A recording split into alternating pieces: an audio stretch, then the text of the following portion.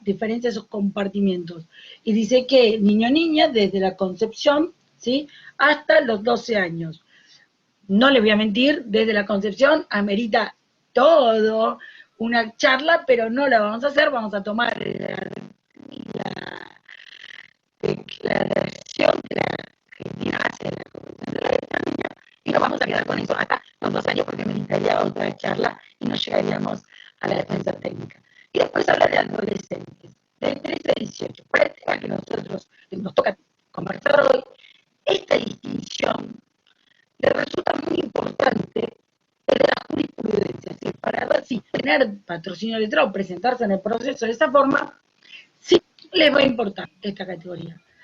Ahora, hay un concepto que atraviesa estas categorías y que constantemente hace un juego, ¿sí?, en el Código Civil y Comercial, que es la capacidad progresiva, consagrada en el artículo 5 de la Convención de los Derechos del Niño.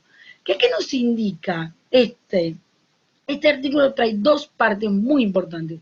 Una primera parte les recuerda a todas las personas que los responsables para ejercer la responsabilidad parental, para llevar adelante los cuidados, los deberes de cuidado del hijo, son los progenitores, digamos, son los adultos, ¿sí?, que tienen a cargo ese niño. Pero la segunda parte nos establece en la convención algo que todos sabemos y que todos, ¿sí?, educamos a los niños a través de ese posicionamiento, que es que las personas, a la medida que van desarrollándose, van adquiriendo herramientas para llegar a ¿qué? A concretar, ¿sí?, la autodeterminación o la construcción de decisiones en forma autónoma como adultos, es decir, la finalización de este sistema de protección y la amplitud de todas sus capacidades de ejercicio. En eso de la capacidad progresiva, lo que intenta plasmar la norma es algo que, como ustedes en la práctica no se les ocurriría pedirle a un bebé de 8 meses que se vista solo, es decir, no le indicarían a un bebé decir, a ver, Juancito, si te vestís solo y te dejo la ropita acá al costado y me voy, porque saben que estructuralmente a través de su maduración no lo puede, no lo logra hacer y ni siquiera tiene la motricidad para poderlo realizar. ¿Bien? Sí, sí, también sería contrario, ¿sí?, vestir a un adolescente de 16 años, es decir, si yo comento que tengo un hijo de 15 años y les comento a ustedes que lo he visto toda la mañana para ir al colegio y ustedes van a decir, pero ¿cómo? ¿Con 15 años se tiene que vestir solo? Eso que responde a entender que en determinadas edades hay cosas que, no obstante de ser menores de edad, pueden realizar y otras no. En esto lo que invita a la capacidad progresiva es a generar herramientas y herramientas de acorde a la edad, teniendo especialmente en consideración la edad, hasta tal punto que cuando adquieran la mayoría de edad, es decir, salen de esta protección especial, salen del marco de la responsabilidad parental, tengan las suficientes herramientas para convertirse en personas, ¿sí?, con autodeterminación, con elementos para tomar decisiones, para hacer cosas. Bien, ahora esto que el código nos establece y que por ahí nosotros le hacemos una crítica en el establecimiento de las edades, ¿por qué le hacemos crítica? Porque, por ejemplo, pasa lo de la observación 20, que es del 2016, es decir, posterior al código. La observación 20, que ustedes saben que es el órgano, que los documentos que interpretan la convención, amplían, fortalece, viene a decirnos que adolescente va a ser desde los 10 años a los 18. Entonces, ¿cómo juega esta observación a la luz del código? Y ahí está, en mi humilde opinión, la complicación de que generó el código al establecer estos compartimientos estancos de edad. ¿Por qué? Porque generó esto que después, a un año del código, venga una observación de la convención y diga, miren, la adolescencia hoy mutó, cambió y tiene otra franja, que es la de 10 a 16, de 10 a 18, perdón. ¿Para qué nos sirve a nosotros? ¿Para qué sirve saber esto de que establece la convención? Porque cuando ustedes hagan una presentación y ahora van a ver estas presunciones favorables que tiene el adolescente, con una interpretación debida de la convención, de la observación 20, de la convención más observación 20, ustedes la pueden hacer valer, ¿sí?, hacia un niño de 11 años, no obstante no obstante que según el código es adolescente. ¿Por qué? Porque las observaciones forman parte de la convención y están, ¿sí?, por encima del código. El código se debe adecuar, ¿sí?, a la convención, no al revés, ¿se entiende? Es una norma más superior. Sí, si vos sos tan amable de cambiar a la siguiente filmina. Perdón, pero tengo que usar a Ceci porque no logramos compartir pantalla desde el mío.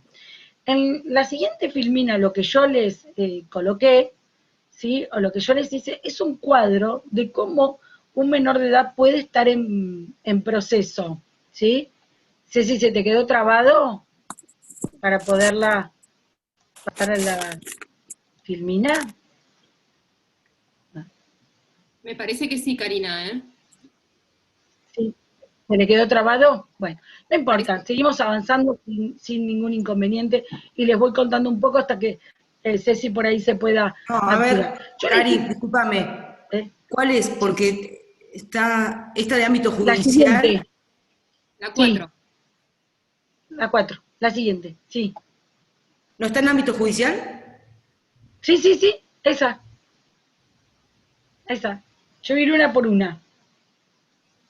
Bueno, en esta filmina, yo lo que le puse es cómo puede aparecer el menor de edad, ¿sí?, en el proceso. No se cambió igual, Ceci, ¿puede ser? ¿O soy yo la que no lo veo? No, ¿Ustedes no, todos no se ven cambió. un cuadro No, no se cambió o no? todavía. No se cambió. Bueno, vamos Estamos viendo los a... tres. Me parece que a Ceci se le trabó en la filmina 4, justamente, que es la que necesitamos nosotras. Sí.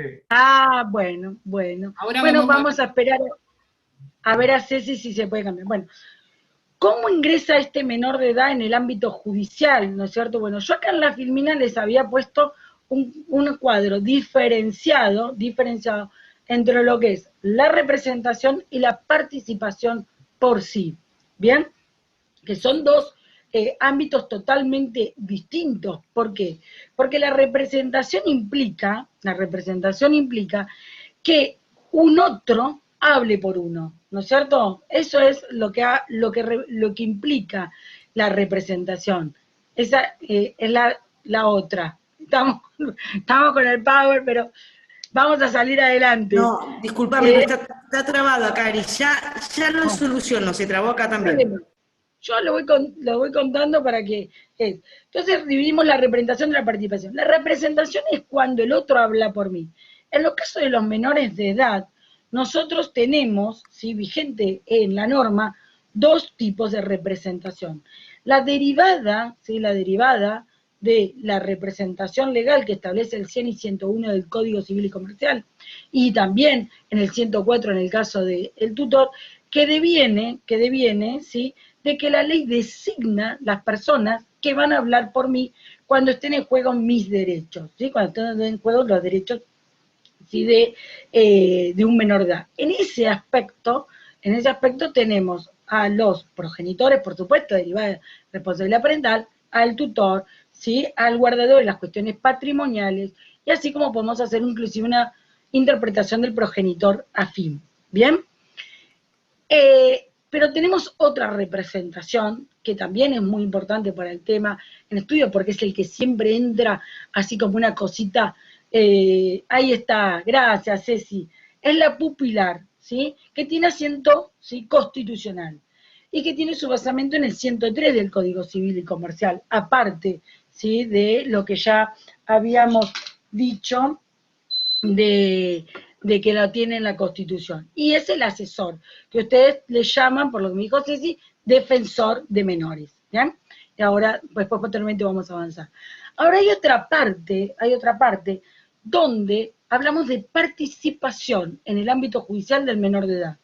Y ahí se nos abre, ¿sí?, la parte, digamos, que se constituye el menor de edad como parte en el proceso, ¿sí?, con debido patrocinio letrado o a través de la escucha. Esta segunda es la donde vamos a concentrar mayoritariamente, ¿sí?, la charla de hoy, en esto del patrocinio. Pero para mí me gustaría un poquito hacerles hincapié en una mirada más amplia que lo del abogado. Para eso lo primero que debemos ver en la siguiente filmina o desde el lugar donde a mí me gustaría que nos planteáramos para poder entender lo que posteriormente yo propongo para charlar con ustedes, es que, según las reglas de Brasilia sobre el acceso a las personas con condición de vulnerabilidad, los menores de edad lo son. Es decir que la condición de tener menos de 18 años, ¿sí?, es el elemento, el único elemento que ya lo coloca en vulnerable para el acceso a la justicia. Esto no tiene que ver ni con mi extracto socioeconómico, ¿sí?, ni con el estilo de educación, ni de qué hagan, ¿sí?, mis progenitores. En ejemplo, Ceci hoy les contaba que yo soy jueza de familia, bien, y que anteriormente, muchas de las expresiones que ustedes me van a ver contar acá en la charla, trabajé 10 años en una asesoría de incapaces, ¿no? Yo tengo 2 hijos, Corina de 17, Faustino de 15 años. Ellos están empoderados, mi hijo desde los 8 años da Convención de los Derechos del Niño en el colegio. Faustino, ¿puede ser considerado vulnerable en el acceso a la justicia? Sí.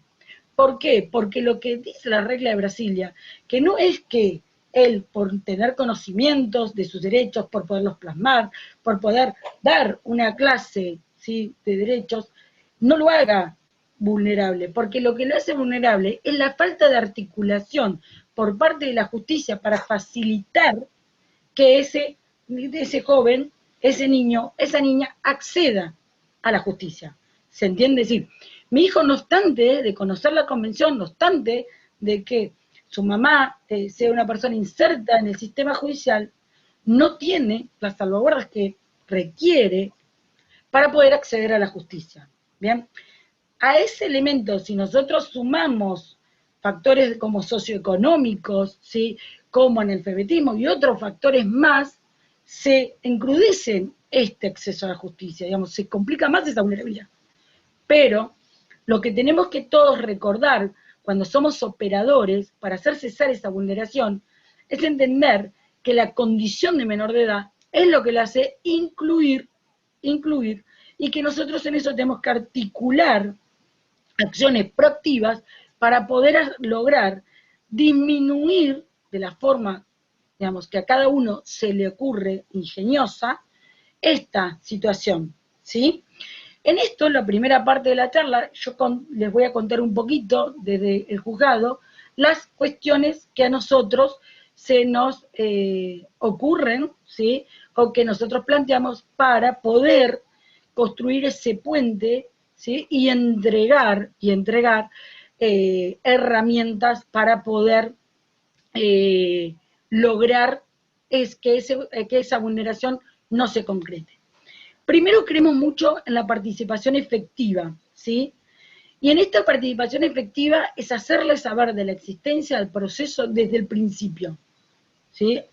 ¿A través de qué? Muchas veces lo que nosotros, ¿sí?, tratamos de lograr es presentarnos hacia ese menor de edad y decirles, ¿sí?, que nosotros estamos, que existe un celular del juzgado, se los otorgamos, ¿sí?, y en ese momento puede preguntarnos, comentarnos, decirnos lo que él desea y nosotros vamos contestándole al menor de edad.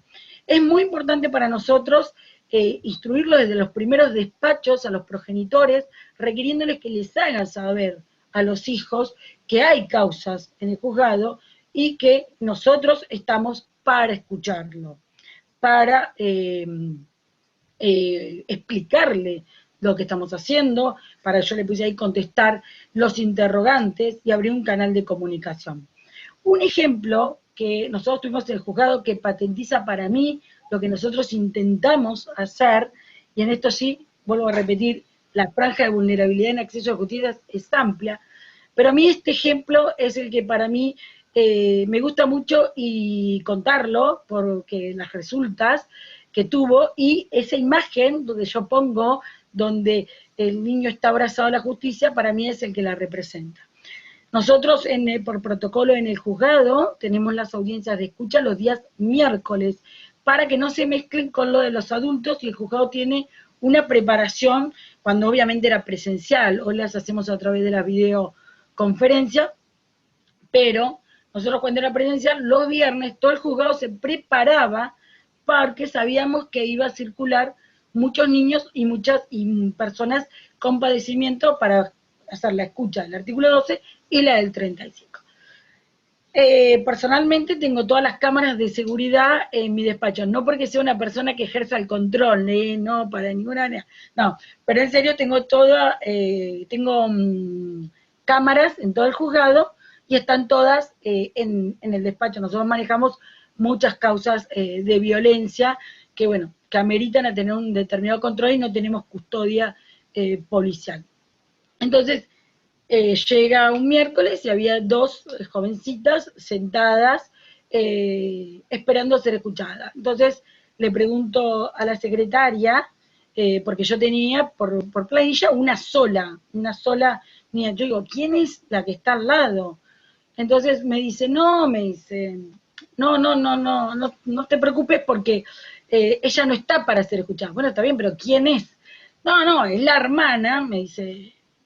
Es la hermana, pero no, porque no tiene expediente, no tiene nada. Digo, pero ¿cómo una sí y la otra no? No, porque no está ni inscripta. ¿No está qué? Le digo yo, no está inscripta. Bueno, le digo yo. Entonces, la que está inscripta, la que tiene el proceso de guarda, va a ir con vos, y la que no tiene inscripción va a venir conmigo. Bueno, la siento a la joven, una joven muy agradable, pero muy adolescente y muy enojada con la situación, muy incómoda. Entonces empiezo a preguntarle qué es lo que ella en documentación no tenía, si tenía DNI, cosas muy básicas. Ella me comenta que ella lo que no tiene es la SUBE. Entonces yo digo, ¿cómo que no tenés la SUBE? No tengo la SUBE. Dice, ¿y eso te causa un prejuicio a vos? Sí, me dice, porque yo no puedo ir con todos mis amigos en colectivo a X lugar para estar en la plaza, vernos, porque si me agarra la policía, yo no tengo la SUBE. Bueno, ahí indagando, lo que logro construir es que esta jovencita no estaba inscripta, no tenía, digamos, inscripción en el registro, había sido entregada por alguien, porque no puedo ni siquiera decir que era su progenitor, porque no me consta, fue entregada por una persona a esta guardadora de hecho, quiero agregar, y fue como sin ningún tipo de documentación, ¿sí? Perdonen, pero sigue habiendo micrófonos abiertos y por ahí, no sé si cuando hablamos todos resulta claro, pero digamos, por eso lo digo. Bueno, en esta línea le preguntamos qué quería y a lo que nos responde la SUBE, y a tener una vida, ella le denominaba como la de su hermana, digamos, que pueda ir, volver, hacer. Entonces, lo primero que hicimos es formar nosotros actuaciones, conjuntamente con el asesor de incapaces. En ese expediente lo primero que hice fue ordenar inmediatamente la inscripción de nacimiento, con la denominación que ella se sentía familiarizada, y le designé un patrocinio letrado, que realmente la abogada nos acompañó, la asesoría y la abogada nos acompañó. Logramos la inscripción en un muy corto plazo, en 4 meses, tenía la partida de nacimiento, con esa partida de nacimiento sacó su documento y con su documento sacó la SUBE. Cuando vino en este proceso de 6 meses, que ella, bueno, vino a buscar la partida, posteriormente vino a mostrarnos el DNI, posteriormente vino a mostrarnos la SUBE, y con eso ya estaba muy contenta ella. Veíamos un cambio rotundo, un cambio increíble en esta joven, que ya era mucho más conversadora, ahí contó que accedió a la salud a través de ir y revisarse los anteojos, y un montón de cosas que logró. Y cuando nos estábamos despidiendo, me saluda y me dice, pero voy a seguir. Ah, sí, voy a seguir, porque voy a pedir ahora mi adopción. Y así lo hizo con su abogada. Lo hizo y, bueno, posteriormente tuvo ese expediente en el juzgado.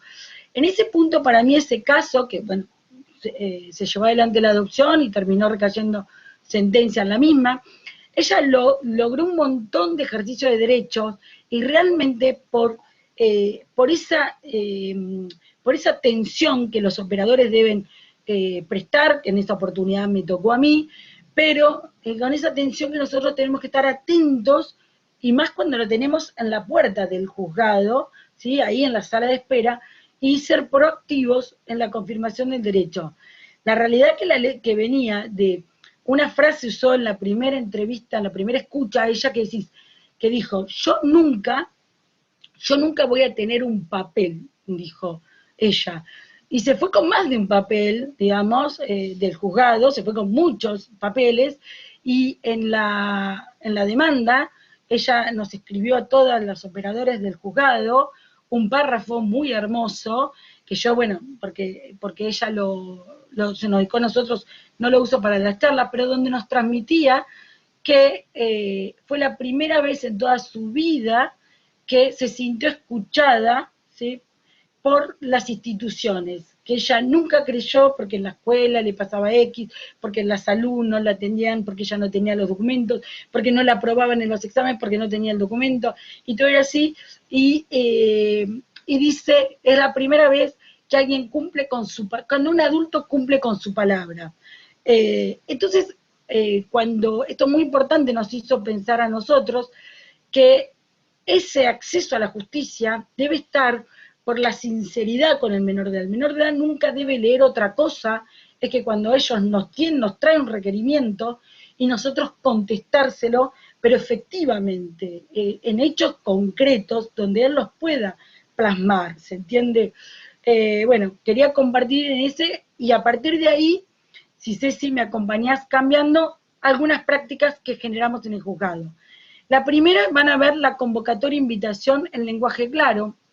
Nosotros, esto es lo que yo les digo, que sale por despacho, en el cual nosotros, en un lenguaje muy sencillo, lo invitamos a charlar con nosotros. Lo convocamos, le decimos qué queremos, por qué queremos que esté con nosotros, en qué va a consistir.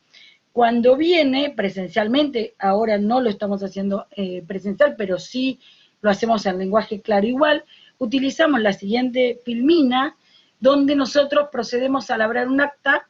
Si vos podrías pasar a la próxima, en lenguaje bien claro, y donde está, en la primera como en esta, en la primera yo me presento por mi nombre, ¿sí? Si la secretaria va a participar o es la que está generando la invitación a través de WhatsApp, también, ¿sí? Entonces, hacemos convocatoria en lenguaje claro, esto como prácticas. Acta de escucha, donde decimos fecha de sistema, nos encontramos, la jueza, y aparece la funcionaria de la asesoría, la oficial que lleva el expediente, y el nombre de la persona, y esta reunión charlamos, y bueno, y vamos explicando, y cuando es el tema del consentimiento, también verbalmente somos muy claros en por qué requerimos la diferencia entre consentimiento y lo demás manifestaciones que pueda formular, y la elaboramos en acta, claro, y hacemos, nos tomamos un tiempito bastante largo para que lo lea tranquilo, para que ella, si nos quiere hacer alguna pregunta a ella, nos la exprese y se las contestamos y hasta reformulamos. Es sumamente enriquecedor cuando te hacen observaciones. Por ejemplo, a veces nosotras ponemos que él dijo que le gustaba jugar a la Play hasta la noche. No pongas eso, porque después dice, me van a retar, dice, y van a querer, se pone que solamente hasta las 7. Cosas así como que ellos ven y que genera otra información más para nosotros. Yo siempre digo lo mismo, escuchar tiene su arte, tiene su vuelta. Yo siempre, en este sentido, formo a todas las funcionarias.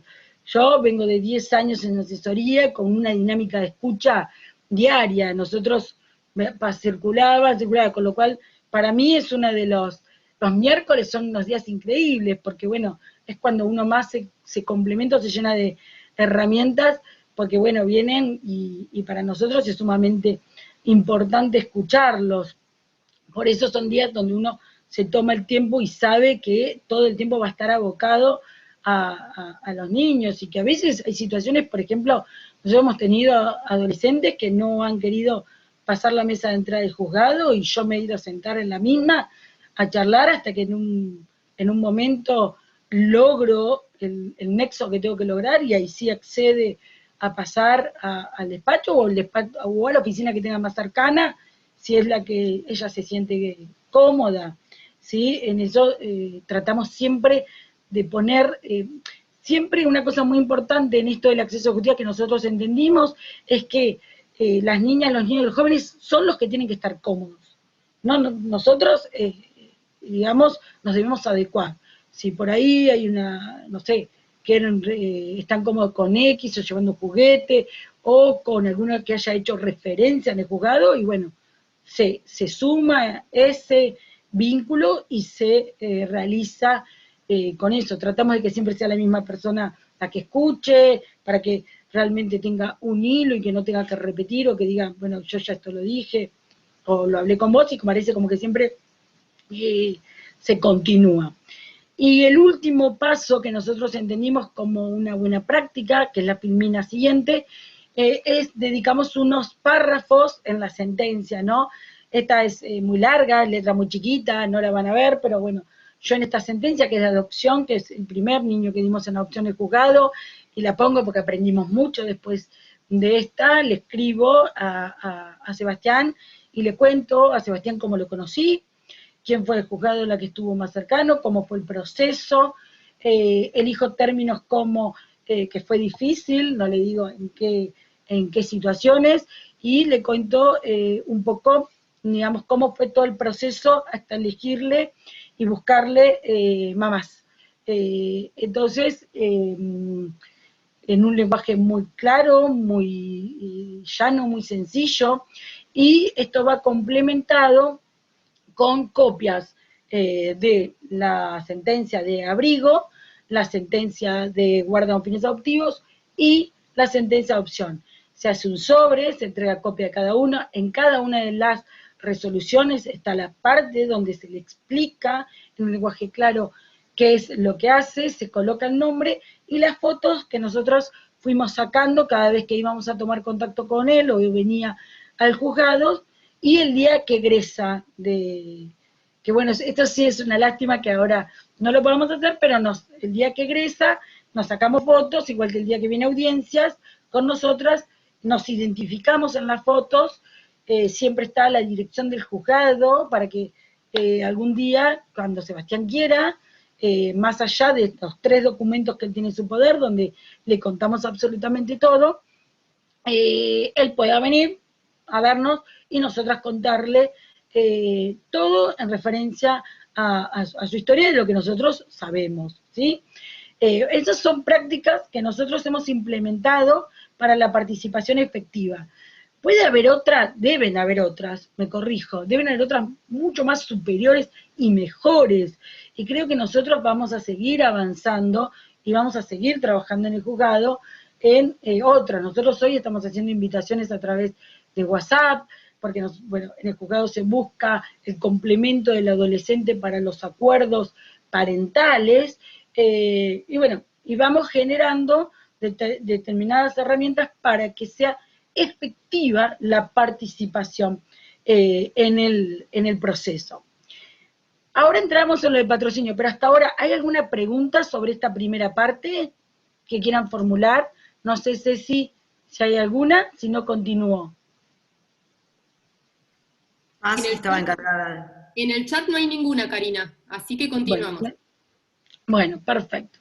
Si no, si tiene, recuérdense que, gracias Carla, ahí estoy leyendo, pero me la pueden hacer en cualquier momento, yo no tengo ningún inconveniente. El patrocinio letrado es decimos, la defensa técnica, el sumar, es una herramienta más para lograr la participación efectiva. Pero yo quiero ser clara y ojalá en este punto logre en esto dejarles esta inquietud para que ustedes sigan buscando y establezcan sus propios posicionamientos. No es la única, no es la única, ni es la garantía absoluta, es una garantía más que, digamos, puede, si yo no encontré esto, si yo no encontré, Pero lo que todos debemos asumir, y en esto es muy importante que nosotros desde el lugar que estemos remarquemos, que el juez o la jueza que lleva el proceso es aquel que vela por el interés superior de ese menor o de ese menor dado en esa circunstancia dada. ¿Bien? Entonces, el que es garante del cumplimiento de la plenitud de sus derechos en lo que es interés superior, interpretado de la observación 14, ¿sí? Es el juez. Y eso lo tenemos que recordar todo el tiempo, porque muchas veces lo que uno ve es que nos desesperamos porque existan más garantías, más garantías, más garantías. Y en realidad lo que nosotros necesitamos es entender los roles de cada uno, ¿sí? De cada uno, cuál es el cumplimiento de lo que tenemos que tener. Y el juez tiene claras indicaciones a través de toda la normativa existente, de que el que tiene que ser cumplir el interés superior de un niño determinado es él, ¿sí? Es él. El apoyo normativo de la figura del abogado del niño la tenemos. Artículo 3 de la Convención, Convención sobre todas las personas con discapacidad. ¿Por qué ponemos lo de la Convención de personas con discapacidad? Porque nosotros, como vimos lo de los menores de edad, también debemos entender que existen, ¿sí?, menores de edad con determinada discapacidad, ¿sí? Entonces, en ese punto también se va a escuchar. Yo me acuerdo, esto hace muchos años, que viene horrorizada en una privación de responsabilidad parental, me llaman desde el juzgado, yo estaba en asesoría, horrorizados porque yo había pedido la escucha de un niño Down. Entonces me dice, primero empezó a decir que yo no había advertido esa situación. Y yo digo, sí, por supuesto que la advertí. ¿Cómo no la voy a advertir? Entonces estaba indignada diciéndome que yo iba como a revictimizar. Entonces yo digo, ¿sabés qué? Partimos de dos bases distintas. Para mí la condición de Down no implica ningún tipo de victimización. Entonces ahí, digo yo, partimos de dos bases distintas. Para mí es un menor de edad en pleno, digamos, en ejercicio de sus derechos, que merece que se le tome contacto, que tomemos conocimiento de sus impresiones, de su sentir, como de cualquier otro. Si vos lo que querés decir es que yo no tengo herramientas para eso, primero deberíamos constatar esa situación antes de presumir, porque yo por ahí sí las tengo o no se requieren, o sí posteriormente me puedo apoyar, por ejemplo, en los peritos que tiene el Ministerio Público, si así lo requiero, ¿no es cierto? Como lo hemos tenido que hacer, por ejemplo, en niñas que no eran oyentes, ¿sí? Y bueno, eso sí reconozco, lamentablemente no sé el lenguaje de señas y debimos recurrir, ¿sí? En realidad no les voy a mentir, muy casero, la asesoría estaba en un piso donde al lado había un juzgado, donde la persona que atendía en el juzgado era una persona no parlante y no oyente, entonces que manejaba el lenguaje de señas. Entonces él venía con nosotros y nos ayudaba muchísimo como intérprete del mismo, y nos escribía en la computadora lo que el niño y la niña habían manifestado cuando no habíamos podido tomar, cuando la comparecencia era espontánea. Pero bueno, esos recursos uno los toma porque son obstáculos de acceso a la justicia que debemos, ¿sí?, mover, ¿sí?, correr. Es impensable, esto quiero dejarlo bien en claro, es impensable la existencia de un operador judicial hoy que diga que por determinada particularidad del niño o de la niña, ¿sí?, no va a tomar contacto, no va a tomar su propia impresión, ¿no? Va a tomar determinados recaudos, determinadas herramientas para que suceda. Es decir, hoy se me ocurre el caso de un chiquito que, bueno, que tenía más de 13 años y que por eso se estaba llevando adelante un proceso de determinación de la capacidad en el juzgado, y bueno, que tiene una incapacidad severa, entonces que esa incapacidad no le permitía estar confortable en espacios donde había personas circulando. Bueno, entonces ahí se consulta, se arregla y se va a la casa o el centro de día y se formula la escucha en ese espacio. Pero siempre debemos recordar que los obstáculos, las imposibilidades son nuestras, no de la persona con la vulnerabilidad, ¿se entiende? Son nuestros. Y el plexo constitucional hoy vigente nos obligan las convenciones a la remoción de los obstáculos de parte nuestra, no de ellos. Eso tiene que estar muy claro. La 26061, en 3 artículos, Código Civil. Voy a tratar de apurarme porque si no la voy a hacer larguísima. ¿Hasta cuánto tenemos tiempo? Porque voy muy mal, me parece, en tiempo, ¿no? No te preocupes, Ceci, Karina, con el ¿sí? tiempo. No te preocupes. Díganme, porque yo vieron que me voy. Ya veo, nos quedamos solos, nos quedamos 4 acá. No, No, me van avisando. somos 41 personas en este momento. Bueno, avísenme para que apague la luz yo. Sí, sos tan amable de la siguiente. Filmina, sí, ahí está. En este documento, ¿sí?, de derechos humanos, habla del acceso a la justicia. Es de el 25 de marzo de 2014, se los recomiendo a todos, tiene muchos puntos, es muy extenso. Para el punto que nosotros, en patrocinio letrado para menores de edad, o no, lo que va a demostrar este documento es lo que yo les estoy tratando de transmitir, es que la defensa técnica, la asistencia técnica de un menor de edad deviene de una garantía en el acceso a la justicia, ya lo hice reafirmar, y si ustedes ven subrayado, la garantía de asistencia jurídica y otras asistencias adecuadas. En este punto, la Argentina sufrió una medida cautelar a nivel internacional, en el caso de María. María es una joven, ¿sí?, una niña que, víctima de un delito, queda embarazada.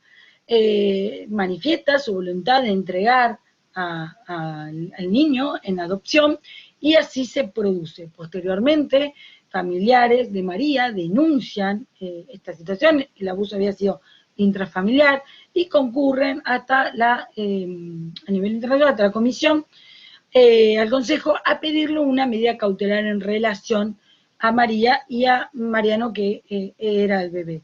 Ahí se otorga una medida cautelar y en el texto de la cautelar lo que le dice a la Argentina, ¿sí?, que cuando hay situación de tanta extrema vulnerabilidad, el acompañamiento, asistencia letrada del menor de edad, así como la asistencia psicológica, tiene que ser continua, y desde el primer momento. Entonces, cuando la Argentina dice, pero yo, digamos, María tuvo asistencia jurídica, estuvo el asesor de incapaces presente.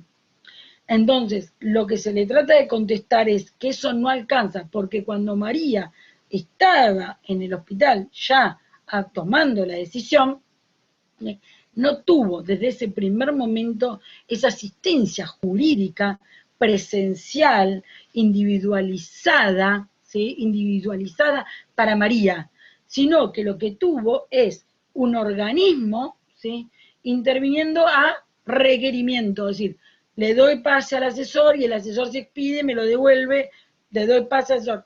Eso no es asistencia jurídica, ¿sí?, individualizada en lo que dice en esto de los tratados. Lo que quiere decir es que desde un principio haya tenido una asistencia jurídica que le haya permitido tener todas las herramientas para ir tomando las decisiones. Y esa asistencia jurídica, ¿sí?, debe estar en forma bien correcta y bien individualizada y sumada a una asistencia psicológica, donde le reprocha a la Argentina, sí, una evaluación, como hacemos en la mayoría de los casos, una evaluación por cuerpo técnico, y después, listo. No, más cuando es una niña víctima de un delito intrafamiliar y demás cuestiones. Entonces, lo que estos documentos internacionales nos marcan, ¿sí?, donde dice, por ejemplo, en la primera parte, dice, señalando que la justicia que tenga en cuenta las circunstancias del niño deberá ser, escuchen esto porque es muy importante, accesible, apropiada a cada edad, ¿sí? Diligente, no me quiero poner los lentes y después no veo las palabras, adoptada a las necesidades y a los derechos de los niños y centrada en estos, ¿sí? Centrada en estos. Debe respetarse plenamente dichos derechos. Entonces, esto es lo que se marca en un proceso, digamos, en relación a las niñas y niños, esa diferencia.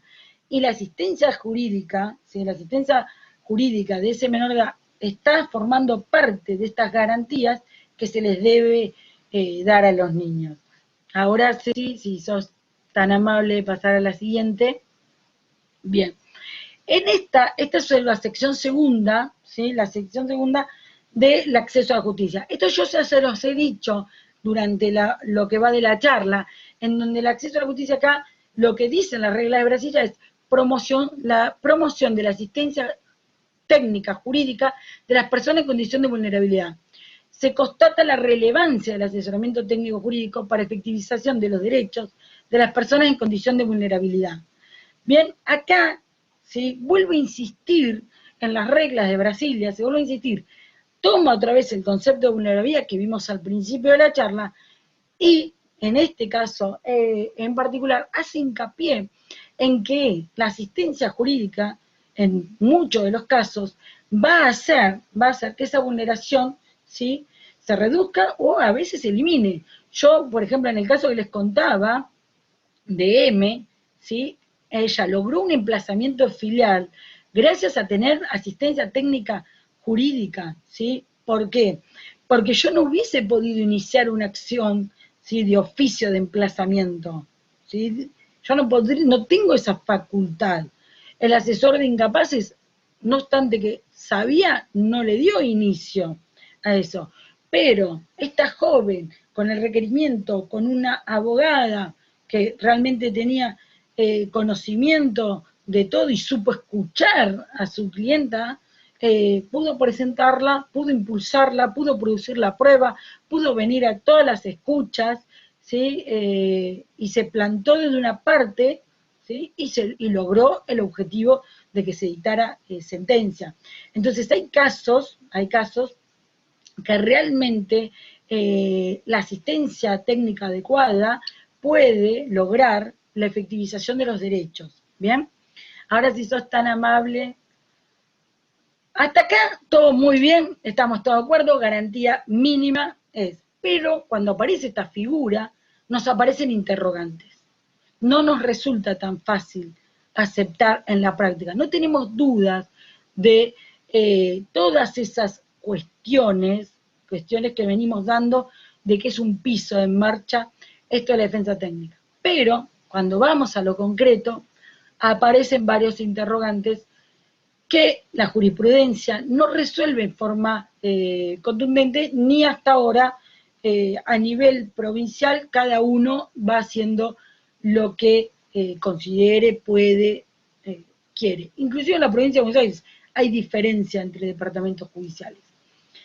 Lo primero que tenemos que decir es que hay podemos agrupar 4 posicionamientos, ¿no es cierto? El primero es la Corte de Nación, que dice que es a partir de los 14 años. Corte de Nación recientemente, el año pasado, pudo haberse expedido en relación nuevamente. Los 2 fallos de Corte de Nación son anteriores al Código, es decir, que tienen más de 5 años, con lo cual la doctrina de la Corte tenemos nuestra duda, ¿sí? Si seguiría vigente o no. ¿Qué dice la Corte? Dice a partir de los 14 años. ¿Por qué? Porque cuando la Corte saca esos 2 fallos, ¿sí? Hablaba de que el menor de edad, ¿sí? Adulto, podía contratar. Entonces, como puede contratar, puede designar abogado y en ese efecto puede participar en proceso con abogado. ¿Bien? ¿Por qué digo que la Corte, no obstante que ha tenido posibilidades, no lo ha expresado hasta el momento? Porque en una oportunidad donde debía dirimir si iba abogado o tutor especial, que ahora vamos a comentar las diferencias entre uno u otro, la Corte, como las partes llegaron a un acuerdo, dijo, es abstracto esto, entonces no me expido. Vieron que en eso la Corte de Nación es una experta, ¿no es cierto? Digamos, cuando tiene que tomar decisiones así como importantes para todos nosotros, que estamos esperando, porque ya sí tenemos doctrina de Corte de Nación, entendimos todos, y la Corte de Nación dice, los menores de edad, sin diferencia de edad, teniendo el test de capacidad o de competencia, como quieran ustedes denominarle, puede tener patrocinio letrado, puede estar participando, se acabó el problema, ¿sí? Para todos nosotros. Pero la Corte no dice eso. La Corte habla de esa diferencia que hoy no la podemos entender, esa doctrina, porque ha cambiado mucho la norma. La 26061, en el artículo 27, que no diferencia todo niño, toda niña, no importa la edad, esto es muy importante, el 27 habla de garantía mínima. Para aquellos que les gusta procesal, ustedes saben la implicancia. Dice que es una garantía mínima procesal, ¿sí? De mínima. Después voy para arriba, pero esto es lo mínimo que me tenés que garantizar. Después otra tercera postura que dice que esto deviene de la Convención de los Derechos del Niño, en el artículo 12 y las observaciones correspondientes, vamos a supeditar a la madurez y desarrollo del menor de edad. Entonces acá lo que hablamos es del test de capacidad, es decir, medimos a través de cuerpo técnico o a través de las impresiones obtenidas, si puede o no puede, ¿sí?, tener abogado del niño, o si puede designar, o si puede recibir una defensa. Esa es una posición que la vamos a ver bastante presente en la jurisprudencia, donde aparece, digamos, resolviendo determinadas a través de esta fórmula varias situaciones o varias cuestiones de conflicto presentadas. Y la última dice que en caso de conflictos representantes. Esta vez se agarra de la última frase del artículo 26 del Código Civil y Comercial, poco feliz, ustedes saben que poco feliz, pero parecería de la lectura que el párrafo ese ahí habla como que en caso de existir conflicto procedería el abogado. Bueno, no, después vamos a ver que el lineamiento del Código Civil y Comercial no es el de conflicto con los progenitores, sino que alienta el patrocinio. Lo vamos a ver en instituciones como adopción, donde de forma permanente dice que el menor de edad puede participar con debido patrocinio letrado en todas las etapas del proceso de adopción, ¿sí? Inclusive, ustedes saben que el adoptado puede iniciar el proceso. Iniciar inclusive puede pedir su estado de adoptabilidad, que está habilitado, pero para hacerlo debe tener patrocinio letrado. Hay una posición que yo no la puse ahí, porque por ahí es de un sector muy chico, pero no es que no la desconozca, que es que plantea la existencia de patrocinio letrado a través de la vulnerabilidad. Por ejemplo, entiende, nosotros acá en la provincia de Buenos Aires, te pido disculpas por no saber allá en la provincia de Río Negro, sostenemos, son las medidas de abrigo que toman los órganos administrativos en niñez. En esos expedientes hay una línea que entiende que el tener una medida de abrigo implica vulnerabilidad y por tanto hay un sistema como el Departamento Judicial de Lomas que cada medida de abrigo inmediatamente se le designa un abogado del niño, ¿sí?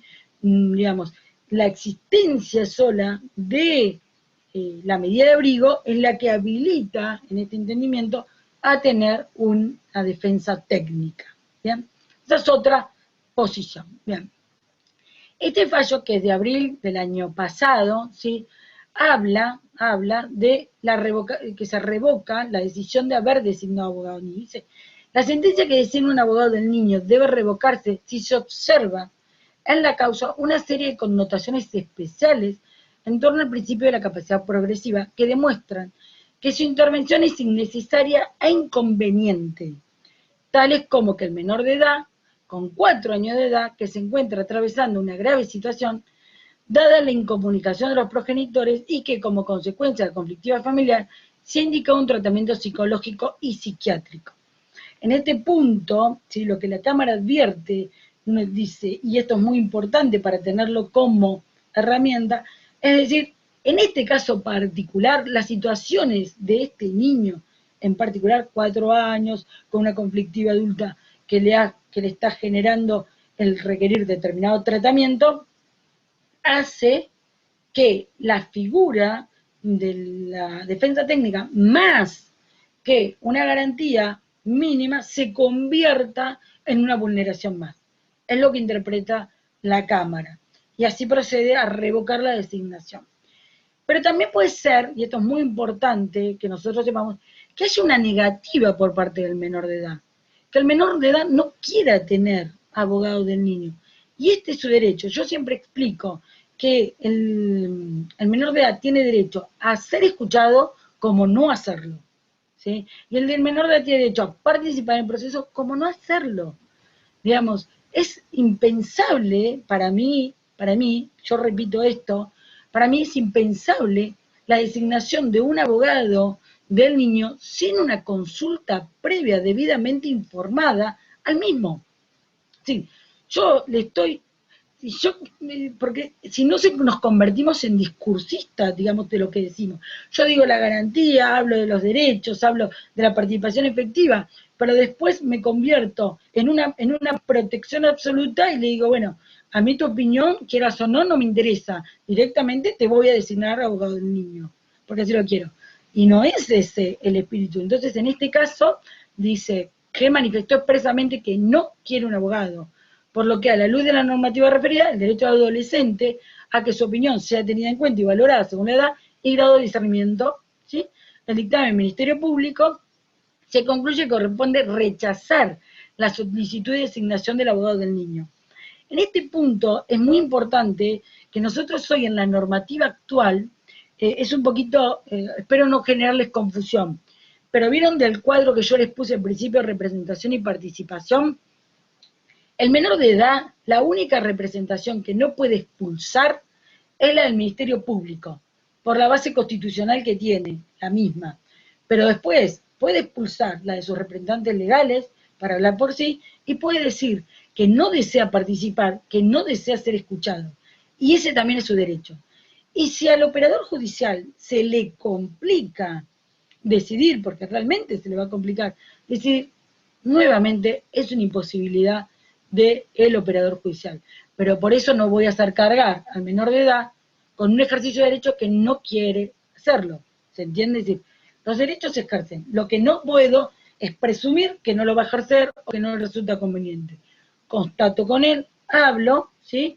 Nosotros hemos tenido adolescentes que nos han manifestado que este es un problema entre los padres, que ellos no tienen ninguno, que vienen, que se presentan, que fue un gusto conocerme, pero que no quieren ser más citados. ¿Se entiende? En este punto. ¿Se acuerdan? Ya hace hora que les hablé de adolescente, niño y niña, ¿sí? En este punto, bueno. En el caso de los adolescentes, la ley presume que tienen capacidad para presentarse en el proceso con debido patrocinio letrado. Y lo que hacen en estas normas que yo les pongo es expulsar la representación legal, digamos, se quedan sin la representación legal, es decir, expulsan a los progenitores del proceso para hablar por ellos. Si hay un interés, por ejemplo, en una asociación, si el progenitor tiene un interés, se queda, pero para hablar por derecho propio, no para hablar por el menor de edad. El menor de edad lo expulsa y se presenta a él con su debido patrocinio letrado. Y ahí se le agota la representación, ¿sí? En este punto. Esto es donde surge del 677, que dice: se presume que el hijo adolescente cuenta con suficiente autonomía para intervenir en un proceso conjuntamente de sus progenitores o de manera autónoma con asistencia letrada. El 109 es el de tutor, ¿sí? Si el representado es un adolescente, puede actuar por sí con asistencia letrada, en cuyo caso el juez debe decidir que no es necesaria la designación de tutor especial. Es decir, en estos dos casos, ¿a quién le corresponde decidir, ¿sí?, cómo se va a presentar en proceso? Al adolescente. Nosotros, lo que la norma le está dando es la facultad de elegir. Acá nosotros tenemos un gran problema en la práctica, ¿sí? Un gran problema en la práctica es que quién le va a preguntar al adolescente qué quiere, ¿sí? Yo digo, les cuento en esto un poquito, nosotros acá en la provincia de Buenos Aires todavía no está bien claro o no está bien articulado esta situación. Y para esto les cuento brevemente un ejemplo, ¿no es cierto? Viene el asesor, tiene la suerte de tener identidad con el joven, en el que se le siguen varios procesos, es decir, el asesor sigue al niño o a la niña, ¿sí? Por más que esté en un proceso o en otro proceso, se va a presentar en lo mismo. Bueno, entonces llega un expediente de la parte de familia donde una progenitora se constituye y decía, ¿Mis anteojos dónde quedaron? atento al fallecimiento del progenitor de mi hija, le requiero a usted, señor juez, que me restituya en los cuidados personales, ¿sí? Sobre mi hija. A lo que se le responde, cuando nosotros vemos esa presentación, le requerimos que aclare la presentación toda vez que la norma contempla que en el caso del fallecimiento de un progenitor, inmediatamente el otro se queda con el ejercicio de la responsabilidad parental. ¿Sí? No necesita una declaración del juez para concretar eso. Pero automáticamente se exhibía, ¿sí?, que había otra cuestión más, que esta progenitora por algo venía a la justicia. E indagando un poquito en la escucha, resulta que la adolescente vivía con su hermana mayor, su mamá se había ido a otra localidad, ¿sí? No estaba en la localidad de La Plata, hacía varios años que ya había perdido contacto con la misma, y, perdón, una interrupción, creo que ingresó Moira, ¿sí?, que es jueza de allá. Hola Moira, perdón la interrupción, pero bueno, es una amiga que quiero mucho, así que siempre estamos en contacto con Moira. No te veo, Moira, pero vi por ahí el chat. Que estaba recién en la computadora y me pasé al celular y no me di cuenta, me parece que me quedó encendido el micrófono. ¿Cómo andaste? Estoy escuchando desde el principio igual. Ay, Moira, bueno, así vos que, nos vas a aportar muchísimo. Interesante. Bueno, Moira, sí, pero vos nos vas a aportar mucho lugar y por eso no creo que te pueda escuchar hasta el final. Digo, al menos voy a escuchar. Bueno, no hay problema, no hay problema. Gracias, Moira. Bueno, con Moira nos conocemos de cuando cruzamos en la UBA la especialización con la doctora Grossman. Un gusto enorme. Bueno, les comentaba sobre esta adolescente. Viene a la asesoría, bueno, comprobamos que la que estaba llevando adelante los cuidados era su hermana mayor y que estaba dispuesta a requerir su guarda. Llevado adelante el proceso en ese sentido, ¿sí?, se pone el conflicto entre la progenitora que quería ser restituida en la convivencia con su hija y la hermana mayor que requería la guarda. En esa instancia aparece la real causa y aparece abierto el juicio sucesorio, donde la progenitora se presenta y dice que ella, ¿sí?, se presenta en representación de la joven, ¿sí?, pero que requiere que le fijen un abogado del niño, ¿sí?, porque recuerda que está la causa X. Entonces nosotros de la asesoría, conociendo el expediente de familia, conociendo esta situación, el proceso sucesorio, le decimos al juez, señor juez, este tiene 4 opciones hoy por el derecho, ¿sí? 4 opciones tiene por el derecho, y alguien debe comunicársela. La primera opción que tiene es, digamos, mantener la representación legal de su progenitora en el marco del artículo 100 y 101 del Código Civil, ¿sí? Puede ir por derecho propio por el 677 con debido patrocinio letrado. Puede, ¿sí?, representarla, su hermana, en carácter de guardadora por la última parte del 104, que la habilita a representarla en cuestiones patrimoniales. Cuarto, se le puede designar un tutor especial en los términos del artículo 109. Señor juez, infórmele las opciones al adolescente para que ella sea la que elija. Imagínense lo que pasó. Mandamos el dictamen, 8 de la mañana del otro día, la secretaria de juzgado con el expediente abrazado, diciéndome, no sé de qué están hablando. No sé de qué quieren ustedes. Entonces le decimos que el garante de los derechos de una menor de edad, ¿sí?, es el juez, por el cual es el que le tiene que decir a ella cuáles son sus opciones y ella tiene que elegir. Bueno, el juez no estaba de acuerdo y dijo que él no lo iba a hacer, entonces que lo hiciéramos nosotros. Bueno, así lo hicimos, hablamos con la adolescente mucho tiempo, explicamos todas las alternativas, ella interrogó sobre las cuestiones, estaba en juego su vivienda, donde había vivido siempre, es decir, sus derechos patrimoniales en ese sucesorio implicaba el acceso a la vivienda, ¿sí?, no era un tema menor. Y su hermana, guardadora, era coheredera con ella. Entonces, eligió a la hermana como aquella que iba a ejercer la representación como guardadora en las cuestiones patrimoniales. y así lo hizo hasta que adquirió la mayoría de edad. Esto es muy importante, yo se los cuento, ¿por qué? Porque es muy importante que todos entendamos que hoy el menor de edad tiene opciones, no es una sola la que tiene varias, pero para eso necesitamos abrir el código e interpretar todas las normas, ¿sí?, a la luz de cada una de las instituciones. En eso, por ahí, hay muchos jueces civiles que no logran entender la parte de la capacidad de ejercicio y creen que esto le pertenece solamente a familia, y no es así. Le pertenece a la condición de menor de edad involucrado en procesos judiciales. Esto se aplica también a daños, se aplica a otras materias, ¿sí?, en las que esté involucrado. En este punto, este fallo, en mi humilde opinión, de la Cámara Azul, entendió todo lo que yo les estoy diciendo sobre adolescente, y por eso te los traigo. Dice, queda evidenciada la representación legal independiente de M respecto de su progenitora. Es decir, la Cámara le dice, quedó claro que M está por un lado y la progenitora por otro lado. Y en el marco, decir que M no apeló la sentencia en lo que entendió fue una decisión consciente. Miren qué importante los términos que utiliza en relación a esta joven, consciente y deliberada del adolescente, con la conformidad y asesoramiento legal de su letrada. Es de agregar, por otra parte, que tampoco apeló la asesora de menores. ¿Qué hizo la progenitora en este caso?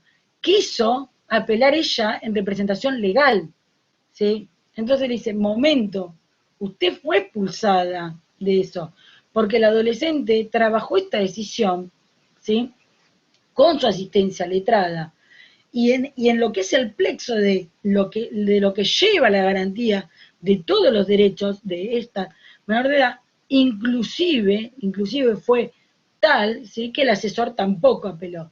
Este para mí es un fallo que logra entender, y fíjense que es de daño, cómo funcionamos.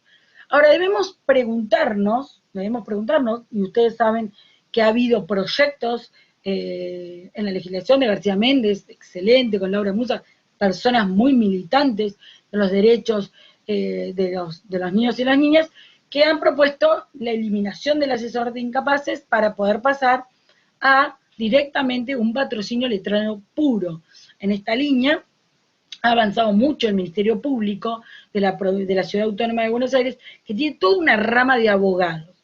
Pero entonces, ¿por qué? Y acá viene el problema, nos confundimos. ¿Qué hace el asesor? ¿Qué hace el patrocinio letrado? Yo en estas dos filminas les traje un poquito la diferenciación de lo que cada uno, ¿sí? ¿Qué hace la defensa técnica de un niño o niña? Si tiene edad y grado de madurez, da directivas expresas, ¿sí?, el niño. Le dice a su abogado, mirá, yo quiero que vos inicies mi proceso de adopción. Yo quiero hacer esto. ¿Cómo quién? Como los adultos en plena capacidad de ejercicio. ¿Bien? Es la misma situación. Y el abogado, la abogada, va a llevar ese requerimiento. Y tiene que asistir a su cliente explicándole que puede ser favorable, puede no ser favorable, como lo hace cualquiera de los abogados que está ahí presente con respecto a sus clientes, munidos de herramientas, obviamente, para que lo entienda, para que sea claro, ¿bien? No tiene edad y grado de madurez suficiente de conformidad con los derechos consagrados en el ordenamiento jurídico, va a operar, ¿sí? ¿Con qué lineamiento? Tratando de proteger lo máximo, ¿sí?, de sus derechos. La misión es asistirlo técnicamente a sus derechos y garantías. Esa es la misión que tiene el técnico, ¿sí?, y hacer saber las violaciones que se suceden en todo proceso. Por ejemplo, les cuento un caso que tuvimos hace poquito, donde la verdad que el actuar de la abogada del niño realmente nos hizo la diferencia, en mi humilde opinión hizo la diferencia. Estábamos trabajando con un adolescente en un programa, digamos, de asistencia en su salud, que tenía una enfermedad contraída a través de relaciones sexuales, entonces estaba trabajando esa enfermedad, digamos, esa cuestión que tenía, más sus decisiones en salud sexual, ¿no es cierto? Entonces, el adolescente construía sus decisiones que en el lugar de alojamiento en el que estaba, ¿sí?, no era respetada como hoy marcan las normas. Entonces la abogada del niño efectuó una presentación muy solvente explicando que se estaban violando sus derechos a la salud sexual, el derecho a la información, que solamente se le orientaba hacia un método anticonceptivo, pero que no se le permitía elegir, y bueno, invocó el 48 por determinadas razones, que esto que el otro, y entrevistados, teniendo una audiencia con las personas del hogar, en la cual la adolescente manifestaba que no quería retirarse de su hogar, pero sí que se le permitiera, ¿sí?, el respeto a sus decisiones en el marco de su salud sexual. Y se mantuvo una entrevista donde se evidenció, no claramente, digamos, pero yo pude, a través de determinadas manifestaciones, ver que realmente había una línea en particular, no permitiendo otro tipo de decisiones que están protegidas por la norma, que podía tomar esta joven en relación a ella, y que se la inclinaba para ir a determinados centros, imposibilitándole otros que eran de su confianza y con las que ella había generado un vínculo a través de cosas como no te podemos llevar, resulta que llamamos y no tenía turno. Bueno, se trabajó sobre el derecho, se les informó sobre eso y se tomaron medidas en las cuales fueron debidamente notificados de determinadas acciones que debían cumplir y que habían sido solicitadas por el abogado con un sistema de monitoreo a través de los centros de salud a los cuales asistía la joven, que no consistía en que me informaran a mí sobre el tratamiento, porque no pertenece, sino, ¿sí?, que era acompañada, los asientos estaban dentro de aquellas personas sobre las cuales estaba en el hogar la joven, sino que me informaran, sí, notificado debidamente las personas que tenían que trasladar, que tenían que acompañar, a las que se les daban determinadas órdenes médicas, las mismas mostraban colaboración, las mismas cumplían. Eso, después obviamente todo lo demás gozaba obviamente del derecho a la privacidad que tenía esta joven. Pero eso lo logramos, ese trabajo que fue bastante inmediato porque lo requería por esta joven, fue por una muy buena presentación advirtiendo esta situación de la abogada del niño. La asesora de incapaces, que quiero agregar para cerrar esto, que supo traducir jurídicamente la pretensión de su clienta, digamos, lo que requería esta joven. El asesor de incapaces, ¿sí?, es otra, digamos, es un órgano que existe, ¿sí?, previo a la existencia del niño, que está inserto en una estructura, acá en la provincia de Buenos Aires, el Ministerio Público, ¿sí?, pero es un órgano ya existente, y es garante del acceso a la justicia de los menores de edad, actúa y dictamina según la interpretación de su interés superior, ¿sí? Acá no, puede estar sentado, el niño haciendo una manifestación clara, ¿sí?, clara, y el asesor interpretar que eso no hace el interés superior de él, y directamente redireccionarlo a la construcción de su interés superior, digamos, a lo que él entiende que es su interés superior. Nosotros, por ejemplo, y es un fallo que yo les traje por acá, una niña que manifestaba que no quería tener debido a comunicación con su progenitor, pero el informe del cuerpo técnico decía que quedarse exclusivamente en la órbita de la madre generaba un enorme daño emocional para la misma. Entonces, el dictamen del asesor de incapaces salió, digamos, fomentando la fijación de un régimen de comunicación, no obstante que ella nos había, en reiteradas ocasiones, dicho que no quería tener relación con su progenitor. Obviamente que no es una posición caprichosa la del asesor, sino que deviene de un montón de herramientas que va, sí, sumando, construyendo para poder llegar a esas conclusiones. En el siguiente filmina yo les coloco un fallo que realmente a mí me gusta mucho. Yo soy muy defensora del asesor de incapaces, no solamente porque le dediqué 10 años a ese rol, del cual aprendí mucho.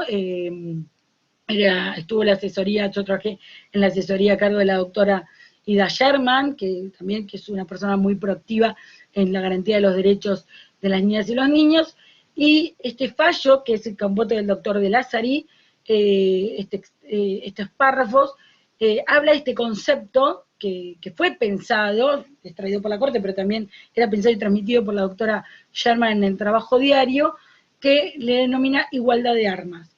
Yo desde el principio le vengo hablando de la participación del niño en proceso y esa participación cómo la podemos hacer efectiva. Acá la Corte de Provincia, en este fallo, en el cual lo que sucede es que la asesora del Departamento Judicial de Zárate pide medidas de protección porque estaban en una violencia, ¿sí? Y el juez la deniega a la medida, pero no le notifica a la asesora. La asesora se entera de la medida, interpone recurso. Y el juez le dice que está extemporáneo, por lo cual no va a atender el recurso, pues es extemporáneo. La asesora recurre a Cámara y recurre a la Corte. Cuando llega a la Corte, lo que yo les comento lo que dice el fallo, habla de la igualdad de armas. Dice que el asesor de incapaces se convierte en aquel que puede otorgar herramientas, puede otorgar armas para igualar situación procesal con el adulto, ¿sí? Procesal con el adulto, de lo de hecho de peticionar, ¿sí? Que el asesor hace que esa, no sé si vieron al principio, yo puse una imagen con una balanza y una hamaca, entonces el asesor ingresa como aquel garante del acceso a la justicia a lograr, ¿sí?, el nivel de esa balanza. ¿A través de qué? Porque esto la Corte después, no en este fallo, pero en otro fallo dice, ¿a través de qué? De medidas, ¿sí?, de acciones positivas y conducentes que conduzcan a esa igualdad de armas. En el caso en concreto, lo que le dice la Corte, que negarle a la asesora la posibilidad de requerir por F, fue lo mismo que cerrar la puerta a F. Y F era un joven víctima de violencia familiar en situación de vulnerabilidad. Entonces, lo que hizo es, si ya por ser menor de edad, ¿se acuerdan con el acceso a justicia? Estaba vulnerado, al cerrarle la puerta al asesor, profundizó más esa vulneración. ¿Bien? Entonces, lo que dice la Corte es que cuando tenemos esta figura del defensor, todo, lo que nosotros cuando la escuchamos, cuando la traemos al proceso y le damos actividad, es bajo pena de nulidad no darle, ¿sí?, lo que hacemos es quitarle armas al menor de edad en ese proceso. Por eso para mí sigue siendo importante la existencia y la intervención. Ahora deviene, nos preguntamos con el asesor, nos preguntamos con el tutor especial.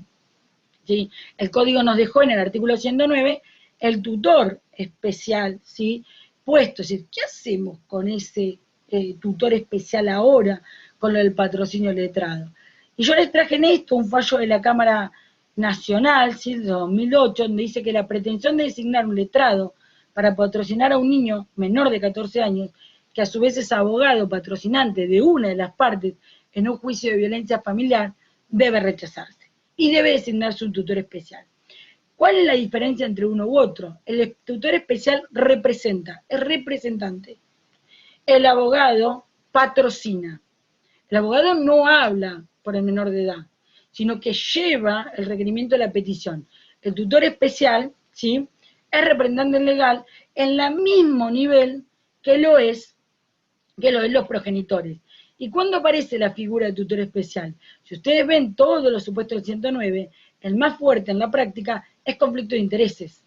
¿Sí? Cuando existe un conflicto de intereses, la figura apropiada para que lleve la voz, ¿sí?, de un niño es el tutor especial. Para un adolescente, ojo. ¿Por qué? Porque elige el adolescente. Porque el adolescente puede elegir, puede sentarse en el proceso con debido patrocinio letrado y ahí el juez puede retirar la figura del tutor especial. ¿Bien? Última, Filmina, sí. Son 6:30 y yo sé que, bueno, que es viernes y que todos tienen muchas cosas que hacer. Hay otros interrogantes que brevemente, no te preocupes, no muevas Ceci porque lo vas a asustar a todos y no es la intención. Ahora con esto cierro y con la última frase, pero sí me gustaría después la siguiente. Pero estos interrogantes brevemente. ¿Quién designa? todos empiezan, designa el juez, designa una lista, designa... La cuestión es que el requerimiento tiene que estar en el expediente y por supuesto, digamos, en un punto, el que puede pasar dos cosas. Puedes ver una resolución donde el juez designe, porque así se lo pide el niño, o puede presentarse directamente el niño, la joven, con el abogado del niño y sustanciar el proceso. Eso ha pasado en Corte de Provincia. En el primer fallo que habló de socioafectividad, fue una niña con debido patrocinio letrado, que fue del doctor Kaufman, ¿sí? El doctor Kaufman llevó la pretensión de una niña de vincularse, de que ya tenía una vinculación y hacer valer su vinculación con un niño que había conocido en el hogar, y la llevó la niña con patrocinio letrado. Y la Corte de Provincia no dijo absolutamente nada de ese patrocinio. Tomó la petición de la niña y la contestó, le dio una sentencia judicial. Por eso lo que vamos a interpretar todos es que a veces no hay quien designe, se presenta un abogado y se lo tiene por parte, digamos, sale un proveído como sale cada vez que los adultos se representan y dice X, ¿sí? Con patrocinio letrado, constituyendo domicilio físico, electrónico, y ahora cada vez tenemos más datos, email, WhatsApp, todo lo que nos entrega, y sigue el curso, el proceso con esa intervención. ¿Cuándo se designa o cuándo interviene? Sería la pregunta. Y sería deseable desde el principio, pero puede aparecer en cualquier momento procesal. Puede ser que al principio no hayamos necesitado, el menor de edad no haya tenido la inquietud de presentarse y lo puede hacer en la oportunidad que requiera el menor de edad. En eso tenemos que ser amplios. ¿Por qué? Por el acceso a la justicia, por lo primero que vimos. Abogado o abogada de confianza, esta es la gran pregunta. ¿Puede el niño o niña elegir abogado? Por supuesto que sí. Yo digo acá sin duda. Nosotros no impondríamos a nadie, un adulto, digamos, más allá, digamos, la defensa que puede rotar y hay un sistema de selección. Sí, puede confianza. Entonces ahí salen, sí, pero lo paga, pago de honorario, lo paga la madre, todo. A ver, que el menor de edad se presente con un abogado que él manifiesta que es de su confianza, no va a ser que el juez resuelva a favor de él caprichosamente. Va a tomar un montón de herramientas para poder decidir. Estará la pretensión y la contestará. A mí me pasa en algunos determinados expedientes, sí, que el abogado con el que se presenta el niño es evidentemente un abogado que forma parte del estudio o de la defensa de uno de los progenitores. Mi posición es no expulsarla, sino que en relación a las presentaciones las contesto a la luz del interés superior. No hay ningún inconveniente con eso. Y en algunos casos, algunos podemos pensar que encrudece el conflicto, sí, pero yo no puedo violar una garantía mínima procesal o una garantía mínima constitucional porque, entienda, la ordenaré, para eso soy directora del proceso, la ordenaré, fijaré las pautas, hablaré, ¿sí? Explicaré a cada uno cuál es el rol, ¿sí? Como, por ejemplo, algo gracioso que me sucedió hoy, no el abogado del niño, abro paréntesis y lo cambio, un progenitor con una abogada que me vino a pedir, tengo 3 hijos y un hijo más, que no es hijo propio, pero que él considera así, un hijo afín, y ese hijo afín, desde que se separaron, se está alejando efectivamente del señor, ¿sí? Y es el más grande del grupo. Entonces este señor llegó a un acuerdo, todo, pero este adolescente se está apartando de él. Y me viene a pedir consejo, y escribe en el escrito que me dice que se presenta con su abogada a pedirme consejos. A lo que yo lo que le contesté, que ese no es el trabajo de una jueza de familia, dar consejo de vinculación. Eso es de otro rango. Y lo tengo que contestar, porque de eso se trata, si cuando la persona viene, requiere a la justicia le otorga una respuesta. Seguramente al señor no le gustará la respuesta que yo tengo para darle, pero la realidad es, como yo digo en las audiencias, yo no tengo intencionalidad de ser la madre de absolutamente nadie. Trae la propuesta, trae el requerimiento, se contesta. El otro tema que siempre anda dando vuelta mucho, siempre, es la especialización. ¿Tiene que ser especializado el régimen jurídico de la niñez? Colegas, depende. Yo lo he dicho en varias ocasiones, depende cuál sea el derecho, ¿sí?, que esté en juego de ese menor de edad. Sí, yo digo en un momento cuando íbamos a charlas y Tini Stuess era menor de edad. Y si Tini Stuess se tiene que ir a negociar el contrato de Disney, la verdad, cuando hacía Violeta, para los que generacionalmente no tienen hijos que hayan visto la serie, y la verdad es que yo no le convengo, soy la peor abogada, porque sabré mucho sobre derecho de familia, de régimen jurídico de niñez, pero ella necesita a mejor abogada en contratos de servicios para poder negociar con los abogados de Disney, ¿sí? No me necesita un especialista en derecho de familia. O una cuestión laboral, bien, un menor de edad que esté inserto en una problemática laboral.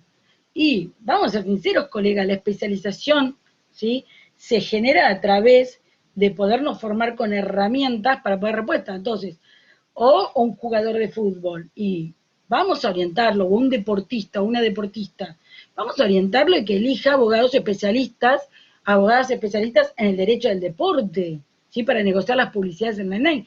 No elija abogados del fuero de familia o que sepa de familia, porque va a ser muy poco colaborativo en ese punto de lo que le pueda participar. Y después otro tema que para mí es fundamental decirlo, esto porque me toca mi corazón como egresada de la facultad, y creo que esto nos pasa a todos. Nosotros vamos a la facultad, nos formamos y nos otorgan un título que dice abogados con incumbencia en todo. Mi título no es restrictivo, y eso es mi derecho, ¿sí?, constitucional, derecho a la propiedad, que con título habilitante puedo ejercer. Yo no puedo permitir una restricción a mi título, ¿sí? Sí, lo que voy a hacer es formarme en una especialidad, porque no puedo saber todas las especializaciones. No puedo, no me alcanza la vida. Entonces, si mañana alguno de ustedes les dice, te contrato y te voy a pagar muy bien para poder hacer, digamos, una transacción en relación que esté involucrado derechos mineros, y yo voy a decir absolutamente no, porque no tengo ni idea. La última vez que vi minería fue en la facultad, no sé. Yo siempre cuento, cuando fui a ser jueza, rendí los exámenes, presenté todo el currículum, todo. Estábamos en el juzgado y al 15 días de funcionamiento nos entra un amparo con derecho de puertos, ¿sí? Toda una cuestión de canon de toda la parte de la franja, de zona franca, no me salía el nombre, pero disculpa, de zona franca. Me quería morir, colega, una cosa. Me senté el sábado a las 6 de la mañana y terminé el lunes a las 9 de la noche de estudiar decretos, adendas, todo para poder resolver la cautelar, y posteriormente seguimos estudiando para poder resolver el amparo. Pero la realidad es que me tuve que sentar con todo un material que desconocía, con toda una normativa nueva. Lo puedo hacer porque soy abogada y porque me egresé de la facultad, y mi especialización me ayuda a tener herramientas a diario para poder resolver lo que comúnmente tengo. Pero mi título no me inhabilita. De hecho, mi primer trabajo como tutora, cuando ejercía la profesión como tutora especial, fue en una ejecución hipotecaria, ¿sí? Entonces, ahí le servía a esos menores de edad, en la medida que supiera ejecución hipotecaria. Si no sabía ese tipo de proceso, no le iba a servir. Entonces, en este punto es muy importante saber, ¿sí? ¿Para qué? Porque los vamos a especializar en régimen jurídico de la niñez, y por ahí tienen que afrontar otra situación. Entonces, no es una condición que tiene que existir sí o sí. ¿Tiene que haber especialización? Por supuesto que le tiene que haber.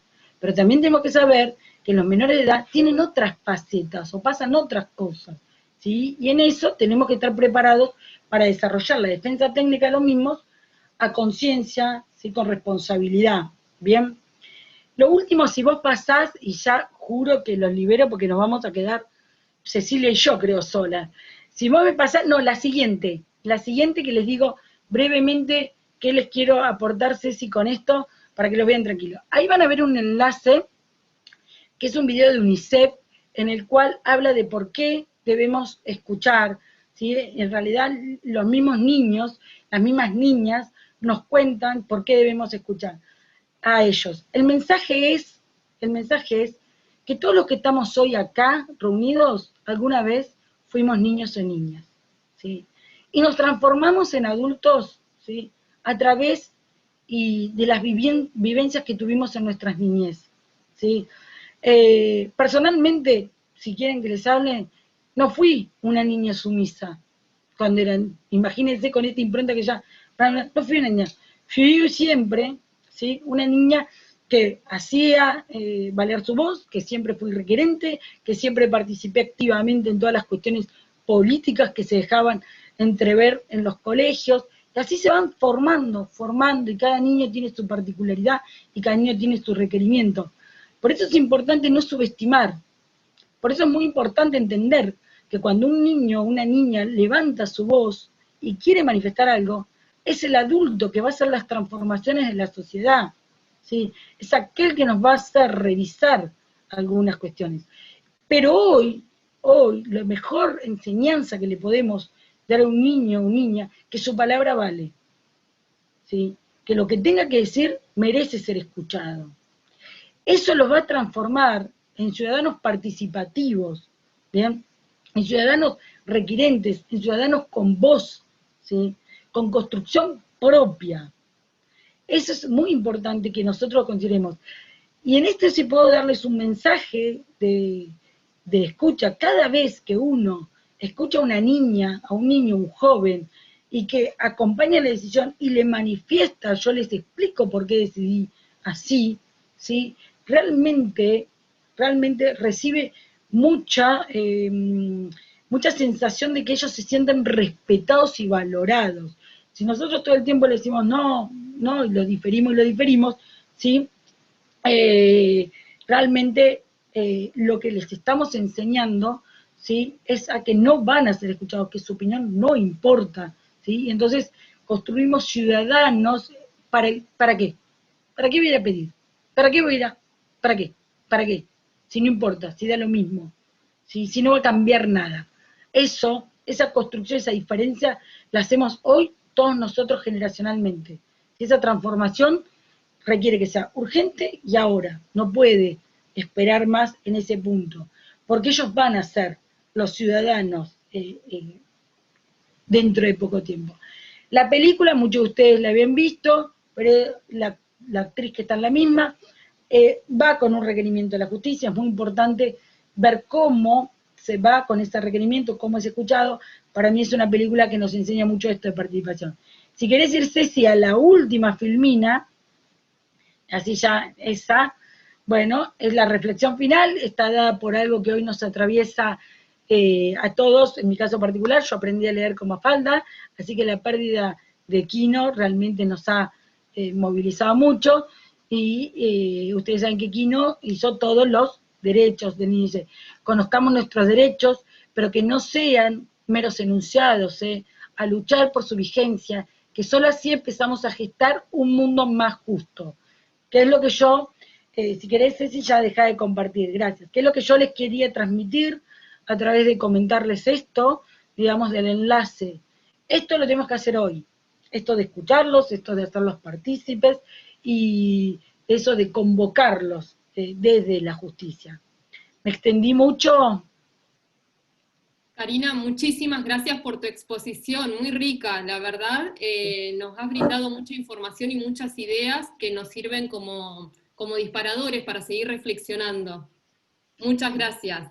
Te comento que Sí. tenemos, bueno, muchos mensajes de agradecimiento y de felicitaciones. Muchos coinciden en que fue muy clara la exposición. Te agradecemos enormemente. Nos preguntan si podés dejarnos el power. Sí, ya lo tiene Cecilia, así que Ceci, hacelo público, poner en el colegio de abogados.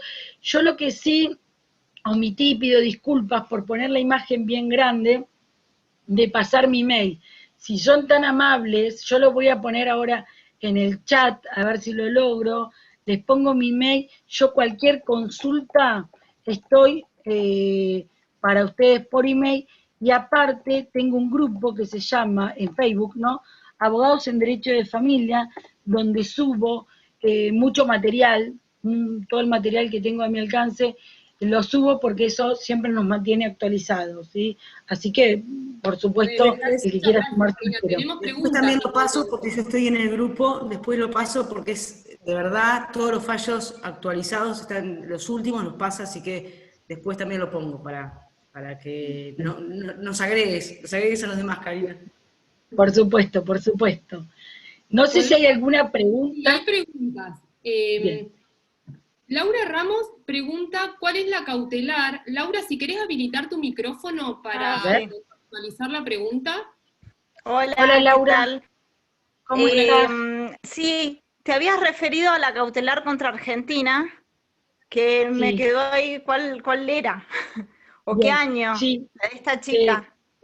Mirá, si no recuerdo mal, no te quiero faltar, Laura, no te quiero mentir, pero más o menos fue 2014 o 2016. Yo, si vos me mandás un email, yo te puedo mandar el documento. Ah, bueno. Y ya que estoy, quería hacerte una pregunta. Bueno, yo soy de Santa Cruz, Río Gallegos, acá tenemos nada más que 2 defensorías de menores, y la verdad que no hay ningún abogado inscripto en la matrícula, así que la defensoría, una actúa como complementario, bueno, como tutelar, y la otra actúa como defensa técnica o abogado del niño. Pero lo que te quería consultar, acá nosotros tenemos oficina de violencia doméstica, y habitualmente nos sucede que menores de edad son o denunciantes o denunciados. Y a mí a veces me hace un poco de ruido, depende qué rol me toque, que a veces el denunciado varón, por ejemplo en relaciones de noviazgo, menor de edad, de 16, es tratado como un adulto en el expediente, ¿no? Es parte, y bueno, a veces me genera esto, bueno, le meten las medidas de restricción, ahí generalmente siempre queda, o se minimiza, ¿no?, la situación, pero los padres nunca intervienen. Claro. Yo con eso he llegado hasta cámaras, yo he recurrido varias medidas acá en La Plata, cuando trabajaba en la asesoría, y personalmente no impongo medidas salvo ceses de hostigamiento por las redes, que eso nos está sucediendo mucho entre adolescentes. Eso sí quiero aclararlo, que hay ceses o compartir determinadas imágenes, sí, eso hemos pedido, pero lo que hacemos es convocamos a los progenitores, y los hacemos acompañamiento en la revisión de las conductas, y pedimos al órgano de niñez, ¿sí?, que intervenga colaborando con debido acompañamiento terapéutico para revisar las conductas del menor, porque lo que denota es que él también está en una situación de vulnerabilidad, digamos, en ese punto. Y además no lo tienen como, aparte acá también la pelea que tenemos es que nos los ponen como parte, ya sea la chica, por ejemplo, denunciando a la madre, o el chico denunciado por la novia, ¿no? Que las dos situaciones nos parece desde la Defensoría un poco violentas, porque por ahí la chica, por ahí nos pasó con una chica de 14 años, y yo no sé si ella quiere estar en la carátula denunciando a su mamá. Y por ahí hasta nos cambian los roles, por ahí intervenimos como Ministerio Público y nos obligan a intervenir como letrados, y bueno, tenemos una pelea ahí. Sí, es difícil. Lo que estaría muy bueno, lo que a mí se me ocurre sugerirte, Laura, que creo que sería saneamiento para todos, es armar una mesa de trabajo, ¿no es cierto? Una mesa de trabajo donde todos sean iguales y las voces se escuchen todos por igual, porque si no, no es una mesa de trabajo. Autoconvocada por ustedes, donde se sienten y construyen un protocolo, estandarizando una respuesta en determinado, digamos, ante esto, pero sabiendo que también puede existir la particularidad. Pero, claro, sí. Donde ustedes definan los roles, celebren un acuerdo en este punto donde digan, sí, vamos por este camino. Pero me parece que eso va a lograr, ¿sí?, que ustedes otorguen un servicio de justicia más eficiente, porque si no, la realidad es que ustedes, como operador del sistema, no saben dónde están cada uno, o qué es lo qué es lo más conveniente y qué no en ese punto. Sí, Eso es lo que yo te sugiero. No, sí, mira, justo íbamos a tener una mesa de diálogo y caímos en Aspo. Pero la pueden tener a través de Zoom, la verdad que siempre son muy enriquecedoras. Lo que siempre hay que establecer las pautas de cómo nos sentamos en esa mesa. Yo siempre explico lo mismo. En esa mesa nos sentamos con voz autorizada, todos, y sabiendo que todos vamos a tener que, vamos a hacer valer nuestro criterio, pero vamos a tener que renunciar o movilizarnos en otro, porque ustedes saben que la única forma de establecer criterios en común, si yo solamente quiero que se aplique mi criterio, no vamos a lograr en ese punto consensuar, ¿sí? Pero yo lo que te sugiero, Laura, es ese, porque si no es muy complicado para que vos hagas tu trabajo y que tu trabajo consista en ser garante de los derechos de ese joven. Sí. Muchas Laura, gracias. Tenías también otra pregunta respecto del tutor ad litem, que me parece que pero, me parece que no, igual quedó, se me aclaró después. Nosotros acá tenemos una ley provincial de niñez que establece que menores de 14 años, es una ley vieja, menores de 14 años intervienen con tutor ad litem o se les puede designar, y mayores de 14 abogado. Claro, ahí esa ley está basada en el anterior código de que no de que supuestamente es una interpretación de contratar, bueno, pero tutor ad litem ahora pasó a ser tutor especial y la edad se llevó a 13 años y con la observación se llevó a 10, con lo cual esa ley hoy podría ser, digamos, cuestionada a la luz, digamos, no pasaría el filtro de convencionalidad. Claro, sí, sí. Teníamos otra pregunta de Leticia Irribarra, si quiere habilitar el micrófono. Tenía que ver con el fallo, con los fallos de la Corte Suprema de Justicia de Nación. Bien, sí. Leticia, ¿querés habilitar? O... Si los necesita, identificar los fallos. Si podíamos ver la carátula de Ana. Bien. Leticia, hola, se me manda un email. Hola Leticia, ¿cómo estás? ¿Qué tal? Bien, no estoy presentable, disculpen, pero bueno, nada. No hay problema, Leticia. Quería ahondar un poquito en los fallos porque, bueno, evidentemente hay una diferencia con todo el resto de la normativa, ¿no? Y no es menos importante. Sí. La internacional, sí, Leticia, sobre todo. Sí. Sí. Si vos me mandás un email, yo te adjunto los fallos, y si yo soy un poquito que como me gusta mucho tener mucho material, y te pongo un poquito más para que veas otros fallos de Mendoza, ¿sí? Si vos me mandás un email, yo después te los adjunto y te los mando, sin problema. Dale, dale, muchas gracias. No, a vos, Leticia. Bueno, Karina, te agradecemos desde el Instituto de Derecho de las Familias infinitamente por lo enriquecedora que ha sido esta exposición.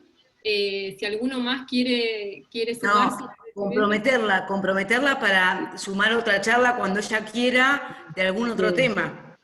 No, cuando quieran, ¿sí? Yo estoy dispuesta.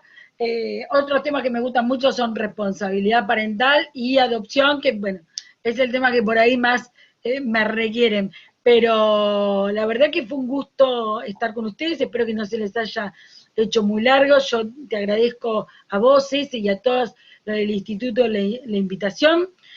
No sé si querés aprovechar, ya que hay 30 personas, que invitarlos para lo de Néstor, o todavía vamos no. A sumar a Ángela, que no ha hablado. Ángela. A ver, Ángela. Que con Ángela te escuchamos, digamos. Te escuchamos el otro día, yo les cuento al grupo, estuvimos en una charla con Karina, y estaba Néstor Solari. Karina me pasa el número de Néstor, me hace el contacto, y con Ángela logramos que Néstor Solari el 30 de octubre también nos dé una charla. Así que, imagínense, nosotros con todos en el instituto estamos como fascinados, Karina, Néstor, estamos como, wow. Aprovechen, porque él... A ver, Ángela, ¿dónde estás, Ángela? Ahí. Acá estoy, Cari. ¿Cómo andás? Ahí está. Aprovechen a Néstor, y encima con un tema como compensación económica, que la verdad que Néstor, para mí es lo más, así que aprovechen a invitar a todos y a participar y a escuchar, porque es una institución que está dando mucho para hablar, ¿no, Ángela? Sí, sí, y aprovechamos también para decirles al resto que por ahí si tienen o requieren de algún tema especial, nosotros los del instituto del derecho de las familias les pusimos por todos los modelos familiares que hay hoy. Nos reunimos generalmente los viernes por la tarde con algún curso de y cuando no tenemos cursos nos reunimos nosotros para intercambiar cuestiones que nos pasan en las prácticas jurídicas de todos los días, a ver qué te resolvieron en esto, qué te resolvieron, me enteré de tal fallo, mirá lo que dice tal fallo. Entonces, invitarlos al resto, a los que se quieran sumar, y bueno, además agradecerte, Cari, seguramente el 30, que es cuando logramos que esté Néstor Solari y vos también, aparte de compensación económica, por ahí les pedimos que hablen de algún otro temas en los cuales no tenemos dudas acá y que nos viene muy bien que nos esclarezcan los conceptos. Por supuesto, cuenten conmigo las veces que necesita, para mí es un placer, y aparte mi prima me dijo que me iba a pagar con alfajores, así que ya está el negocio cerrado, ¿no? Así ya estábamos todos en familia. Y con dulce de tu tía. ¿Cómo que sí? Con dulce de tu tía también, así ya decimos con dulce de mi tía, que a mí no me llegaron hasta Bahía Blanca, pero llegaron a La Plata, así que lo estoy demandando a mi tía Dorada, la quiero un montón. Bueno, les agradezco muchísimo a todos los que se quedaron a este momento de la charla, y ojalá que les haya servido, y un placer enorme. Muchísimas gracias, Karina, beso grande. Gracias. Gracias.